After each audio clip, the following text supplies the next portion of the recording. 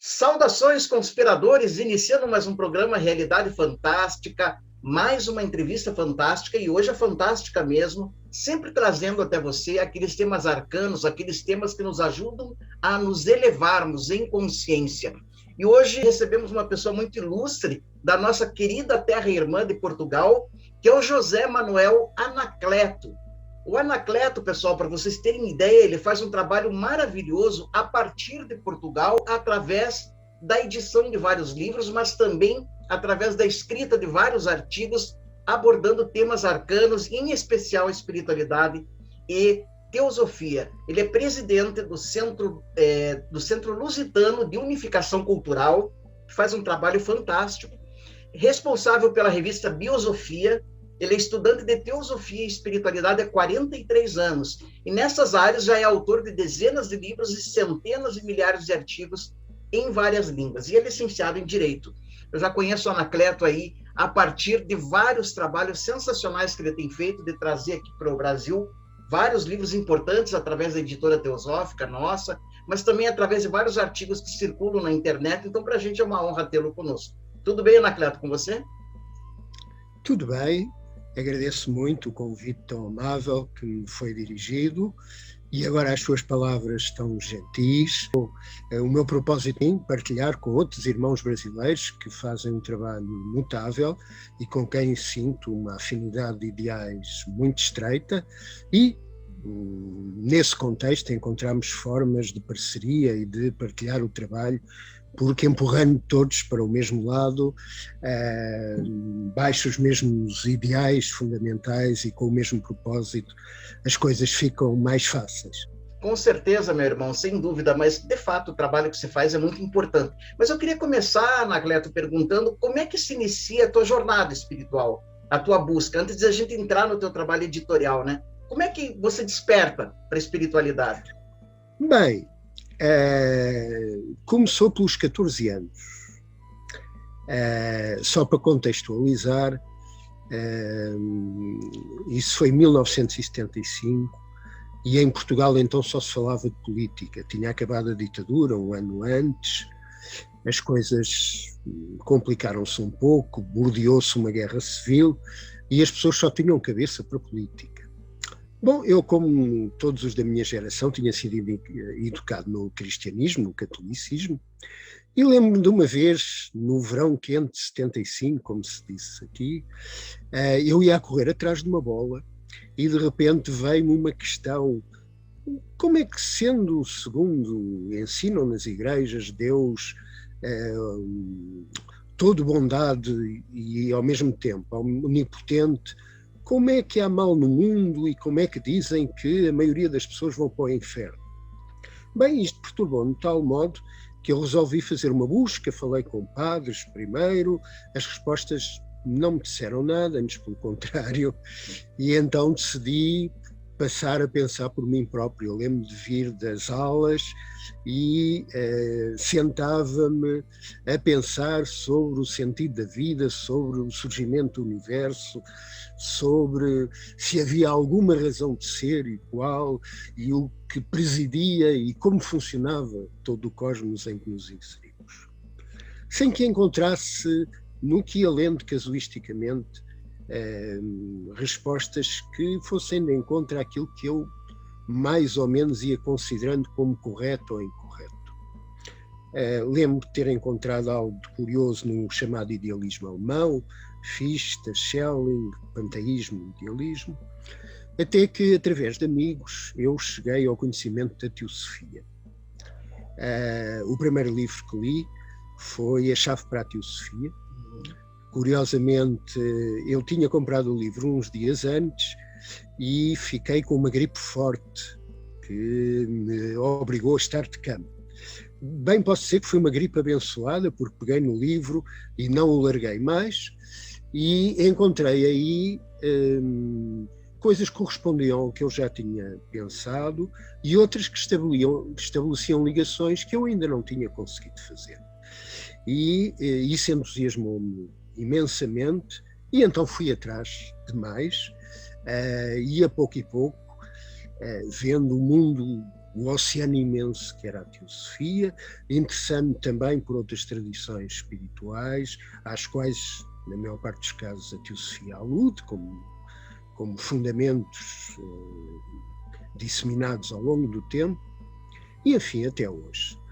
Mais tarde, com alguns amigos, fundámos o Centro Lusitano de Unificação Cultural, que teve uma base primeiro informal, depois foi constituído como entidade que pudesse, entre muitas outras atividades, editar livros e revistas. E é o que vimos fazendo até hoje, desde 1988, publicámos 52 livros até à data, 40 escritos, digamos, pelas pessoas do centro, 12 outros que são obras de outras pessoas ou traduções de textos que nos parecem fundamentais, particularmente textos teosóficos ou da tradição universal, depois poderei falar um pouco disso, e também a revista Biosofia, cujo último, no sentido mais recente, número publicado foi o número 50. Isto no meio de várias outras atividades. E dediquei a isso, e espero dedicar até ao último alento, dediquei por inteiro a minha vida, como aquilo que entendo o ideal mais nobre ao meu alcance, de servir ao bem geral. E ao mesmo tempo também é indissociável de autorrealização, digamos assim. Sem dúvida, isso é maravilhoso, Anacleto. Você é o que a gente chama aqui no Brasil de um buscador apaixonado, né? Um buscador pelo mistério, pelos significados da vida que já te calaram fundo no coração bem cedo, né? Você começa a se questionar sobre esses grandes dilemas, né? Você falou em teosofia, né? É muito difícil a gente pesquisar esoterismo e não se deparar com a grande personalidade de Madame Blavatsky, com a teosofia. Como é que você enxerga o trabalho de Blavatsky e a teosofia? Como é que você vê a importância dessa linha de conhecimento para a humanidade? Bem, Helena Blavatsky foi, no meu modo de ver, e depois de um estudo muito alargado das cerca de 15 mil páginas que ela deixou escritas, é sem dúvida um dos grandes instrutores da história da humanidade. E, notoriamente, a mãe do esoterismo moderno.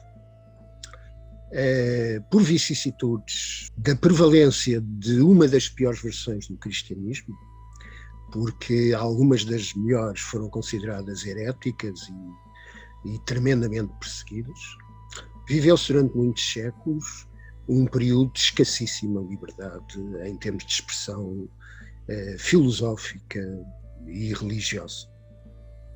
É verdade que houve exceções nesse período, em que alguns instrutores puderam deixar os seus legados parciais, muitas vezes a duras penas. Lembremos o caso de Giordano Bruno, que foi morto no Campo das Flores por não ter abjurado, embora o exemplo de Galileu seja mais conhecido. Galileu, fiel à tradição esotérica, isto é pouco referido.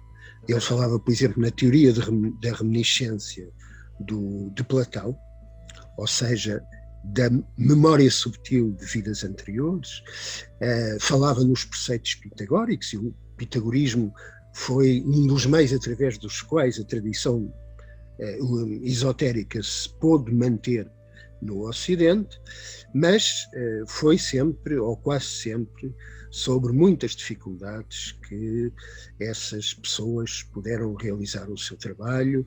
Mesmo o movimento Rosa Cruz, surgido no século XVI, XVI, XVII, naturalmente sofreu com essas vicissitudes.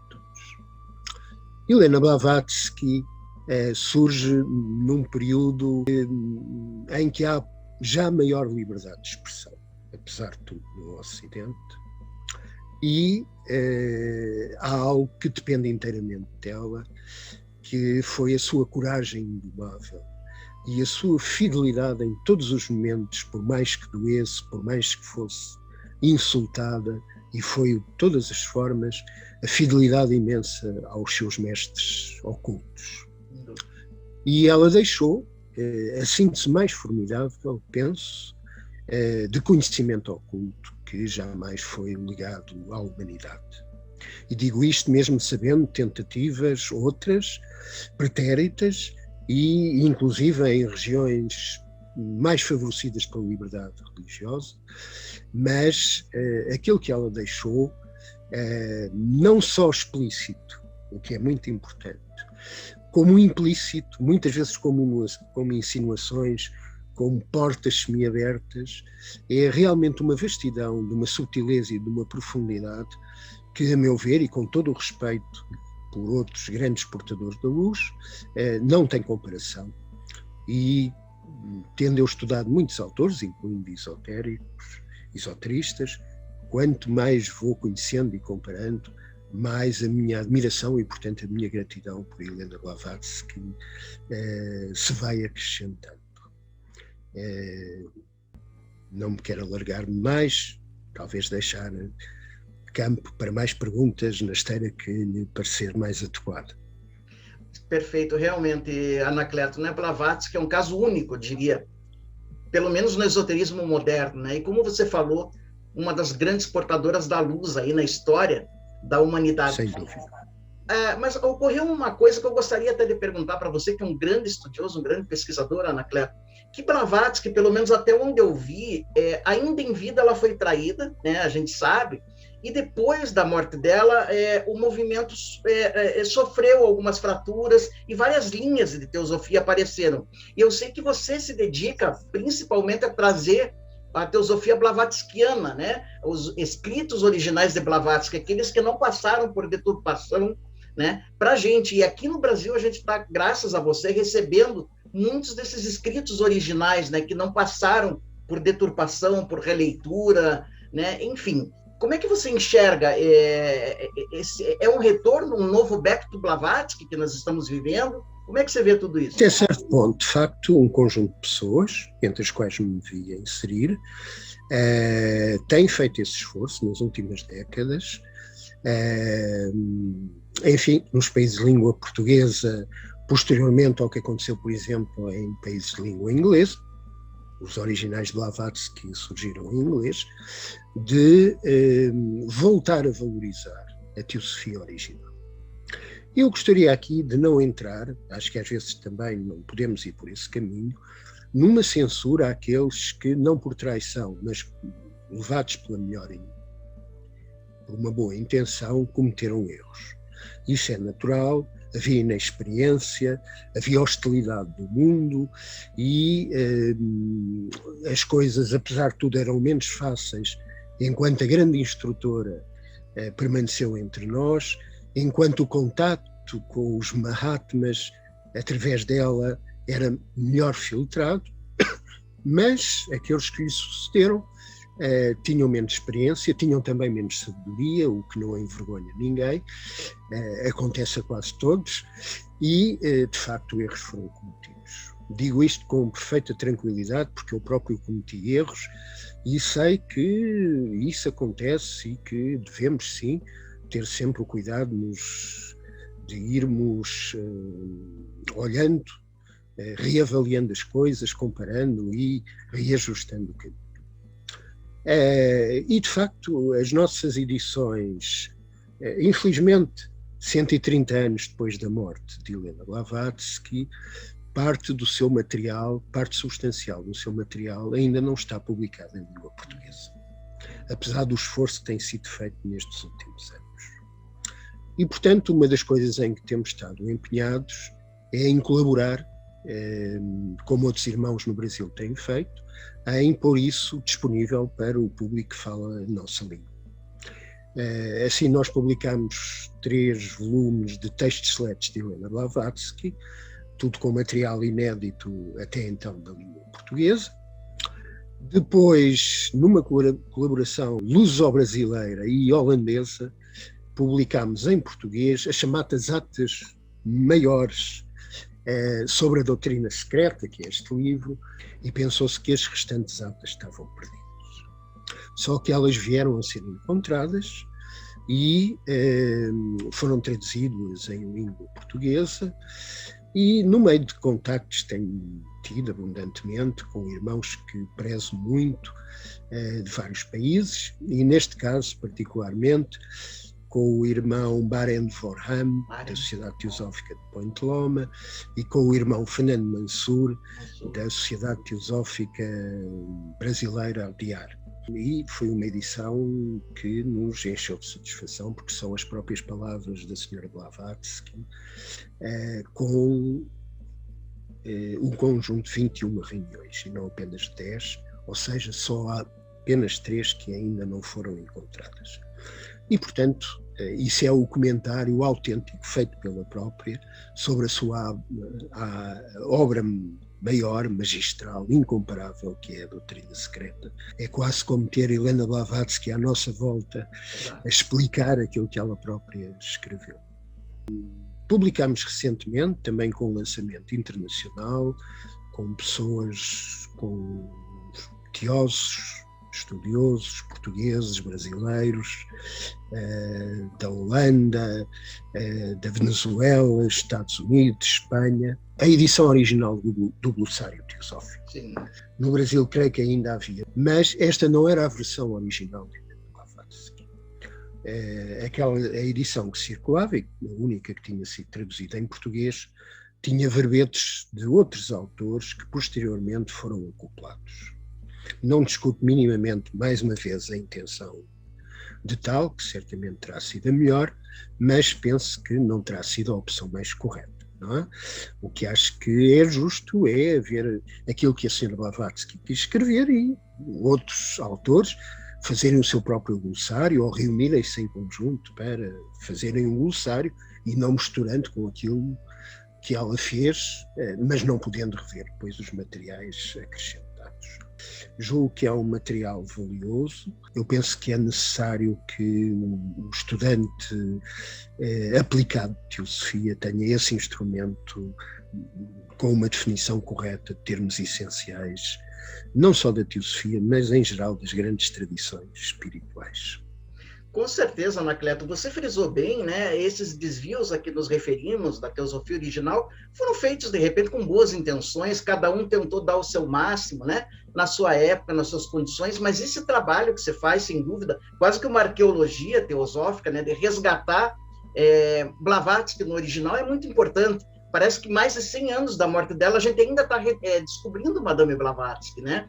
Você se referiu, é interessante isso. Você se referiu a esse livro sensacional que nos chegou aqui no Brasil, que é o Atas, da loja Blavatsky, e você falou bem, parece que a gente está sentado aos pés de Madame Blavatsky, naquelas quintas-feiras à noite, né, que ela se reunia com os teosofistas e passava a fazer um fórum, né, responder as dúvidas sobre a sua grande obra. É um livro sensacional, pessoal, que eu recomendo que você tenha, está disponível aqui pela Editora Teosófica, assim como o Glossário Teosófico. Eu, particularmente, passei anos acreditando que aquela versão maior era a original, até que você, através do seu trabalho, a gente viu que tem um glossário mais original, né, mais puro, e está chegando para a gente. Isso é maravilhoso. Gostaria, a propósito disso, de dizer, quanto para nós é grato, a parceria estabelecida com a Editora Teosófica, de quem encomendamos livros para a livraria que temos na nossa sede desde há 20 e tal anos, e que permitiu que chegassem e circulassem em Portugal livros valiosos que de outra forma seria difícil obter, e agora também ocorre no sentido oposto, e penso que é dessa forma que devemos trabalhar, todos empurrando para o mesmo lado, não tendo a duplicar esforços inúteis, e sim partilhando aquilo que vamos fazendo. E há, felizmente, infelizmente e ao mesmo tempo felizmente, ainda muito material valioso para publicar. Eu penso que poderemos levar por diante uma coisa extraordinária. Há 15 volumes de Collected Writings de Helena Blavatsky. São cerca de 7.500 páginas. Não existem em português. E eu espero que, graças também a colaboração com uma irmã brasileira, falaremos nisso na devida altura, há coisas que, enfim, que devem ser faladas no devido momento e não antes, que possamos, com todo o mérito para o trabalho de tradução que ela fez, que possamos disponibilizar isso para o público português. Eu não sei realmente quantos anos estarei ainda neste mundo físico, mas sentir-me-ia feliz se ao partir todo o material escrito por Helena Blavatsky estivesse na nossa língua. Seria uma satisfação particular e espero ajudar, colaborar nisso da forma mais intensa que me seja possível. Não tenho dúvida, Anacleto, que essa talvez seja a tua, como a gente diz na tradição Rosa Cruz, essa é a tua grande missão cósmica, talvez, né? Promover esse resgate da teosofia, resgate da própria Madame Blavatsky. Eu vibro muito, oro muito para que você ainda trabalhe muito, né, nessa vida e nos traga, nos brinde com mais joias teosóficas. Bom, vamos falar um pouquinho do Centro Lusitano de Unificação Cultural. Conta pra gente qual que foi a ideia de dar surgimento ao centro, o que ele significa. Fala um pouquinho desse trabalho bonito aí. Muito bem. Gostaria de falar um bocadinho do nome, porque às vezes a palavra lusitano, aqui em Portugal, é-lhe dada uma conotação que nunca quisemos ter, nacionalista. E não, lusitano, obviamente não deixa de fazer uma referência ao facto de ter nascido em Portugal, mas refere-se à etimologia da palavra Luxitânia, que significa a terra da luz. E, portanto, lusitano tem referência a isso, à luz, e não a qualquer tipo de nacionalismo ou sequer de patrioteirismo, que eu acho que está sempre demais. Uma coisa é valorizarmos as coisas boas que todos os povos têm, e todos os povos têm coisas boas, como todos os povos têm coisas menos boas. E acho que também isso é o momento de, palavra seguinte, de unificação. De unificação que não é fazer tudo igual, mas sim aproveitar as riquezas de cada povo, de cada cultura, de cada país, de cada tradição espiritual. Eu creio que, se a minha experiência pessoal vale alguma coisa, eu creio que aprendi com todas as grandes tradições religiosas e até com várias correntes ocultistas, incluindo a Rosa Cruz, e cada uma delas fez-me compreender melhor as outras. Por isso que, já agora, nós editamos materiais próprios, editamos materiais de alguns autores externos ao centro, que nos pareceram ter valor, nomeadamente no campo da arte, e particularmente destinados a crianças também, e publicámos clássicos de teosofia, não apenas de Blavatsky, mas, por exemplo, o budismo esotérico do Sr. Sinet, outro clássico de teosofia, que estava esgotado já há um tempo. Isto na altura em que fizemos em Portugal, em 2018, uma exposição sobre a vida e a obra de Helena Blavatsky, com 24 painéis, que depois o nosso irmão Fernando Mansur teve a bondade de utilizar também no Brasil, em Florianópolis, salvo erro, 24 grandes painéis ilustrados e com o resumo de todo o trabalho que Madame Blavatsky fez, e com o lançamento de livros, com conferências. Editamos também clássicos da tradição universal. Por exemplo, editámos numa colaboração com a Embaixada da Índia, na altura em que a respectiva embaixadora era de facto uma senhora, uma mulher notável e com quem estabelecemos uma relação de verdadeira amizade. Editámos, foi a primeira edição, não em língua portuguesa, mas em Portugal, dos Yoga Sutra de Patanjali, uma obra que, enfim, dispensa a apresentação. Editámos uma obra de Shankaracharya, de Shankara, do grande mestre Shankara, Atma Bodha, que publicámos junto com outro texto chamado Mente Dual da Escravidão à Liberdade. Mais tarde começámos a editar uma revista chamada Biosofia. Etimologicamente, eu já ia te perguntar, né, para você falar um pouquinho dessa revista Biosofia, que eu conheci, aliás, através do nosso querido amigo em comum, o Paulo Batista. Quero mandar um beijo para o Paulo. Muito bem. Muito Foi através dele que eu passei a ter o seu contato. Um beijo, Paulo, obrigado. É um grande estudioso da teosofia, mas fala um pouquinho da revista Biosofia, Anacleto. Eu sei que se conhecem, de facto, o Paulo é um excelente amigo, enfim, não vive aqui perto de nós, vive na Ilha da Madeira, mas é preciso haver pessoas em todo lado, não é? Temos aqui o número 50, depois eu enviarei a foto, foi o último número, é um número que nos encheu de satisfação, porque, enfim, não se chega ao número 50 todos os dias, foi o número maior de todos, tem 96 páginas, e é o número mais internacional de todos.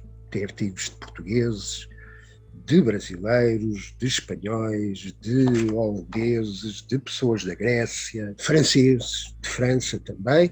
E, bom, é uma revista que fala sobre a sabedoria da vida, ou seja, sobre o conhecimento que podemos ter sobre as várias expressões da vida, com vista a uma compreensão global da vida, do universo e do microcosmos que é o ser humano. E, portanto, aborda artigos de filosofia, obviamente o esoterismo filosófico, o esoterismo teosófico, não só, digamos, o seu âmago, mas tem filosofia no sentido puro, tem artigos sobre ciência, de comparação entre esoterismo e ciência. Vamos ter no próximo número um artigo de uma senhora que é uma referência nos autores hindus contemporâneos, artigos sobre Vedanta, sobre yoga, sobre zoroastrismo, sobre sufismo, que é uma tradição que nos encanta, etc, etc. Sobre mitologia, outra coisa muito, muito importante, e julgo que é uma revista de uma latitude grande, mas o centro tem outras atividades para além destas. Olha, Anacleto, realmente estou maravilhado com a riqueza do trabalho, né, do centro. A revista Biosofia, pessoal, olha, é maravilhosa. Nós temos público no mundo todo, Anacleto, que estão nos acompanhando. Se você é do idioma português, como é que a pessoa pode adquirir esses números, né? Uma pessoa que reside, por exemplo, na Ásia, que reside na Austrália, que reside aqui no Brasil, tem como pedir os números físicos ou acesso a uma versão digital? Como é que seria? Olha, o acesso a uma versão digital é algo que está a ser estudado. Para ter os números físicos, a maneira mais fácil é escrever para o nosso e-mail, que eu depois enviarei. Já está aparecendo. Sim. info@cluc.org. Se a pessoa, não importa em qual das línguas mais faladas, pedir esses exemplares, eles serão enviados. Obviamente, interessará apenas a pessoas que falem em língua portuguesa ou que a entendam, ou também a pessoas de língua espanhola. Mas, enfim, se nos dirigirem em qualquer, não apenas nessas línguas, mas em francês ou em inglês, nós responderemos. Quem sabe alguém até tenha interesse em traduzir alguns artigos, e, portanto, esse julgo que é o bem mais fácil. O mesmo relativamente a livros, enviamos daqui, com exceção do Brasil, em que também podemos enviar, em alguns casos os fazemos, mas que julgo que o mais fácil, o melhor de tudo, por todas as razões, é dirigirem-se à editora teosófica, que o endereço também poderá aparecer na edição, e aí podem encontrar vários dos livros que vamos editando. Com certeza, inclusive quero mandar um grande abraço para o Charles, lá da Editora Teosófica, que sempre me atende, um querido amigo, uma pessoa maravilhosa, sempre está nos mandando aqui. A Editora Teosófica é parceira aqui do canal Realidade Fantástica. Outras atividades, temos cursos regulares, temos centros, já temos dezenas e dezenas de cursos sobre as mais diferentes temáticas, principalmente esotéricas e tradições espirituais. Organizamos congressos, exposições, confraternizações, algumas das quais chegaram a reunir 2.000 pessoas de vários países. E, portanto, essas atividades são também muito importantes, ocupam-nos o ano inteiro, tirando uma altura no verão aqui de Portugal, em que as atividades param um pouco mais, porque é o período de férias. Perfeito, meu irmão. Olha, obrigado, querido, por essa entrevista. Muito obrigado. É a primeira de muitas, porque você tem tanto conhecimento, tanta informação para passar, que eu gostaria de abusar um pouquinho mais de você em outras oportunidades. Estarei sempre ao dispor. Será sempre com muita alegria. Com certeza, Anacleto. Obrigado, um grande abraço, né? E um beijo em Portugal. E a vocês todos que nos acompanharam até aqui, o nosso abraço. Olha, não se esqueça, então, de conhecer o trabalho do Anacleto. O site está saindo aí, a revista Biosofia, um trabalho maravilhoso, né? Não se esqueça também de se inscrever no canal, deixar o joinha, acionar o sininho, lembrando sempre que o mistério está entre nós. Até o nosso próximo encontro.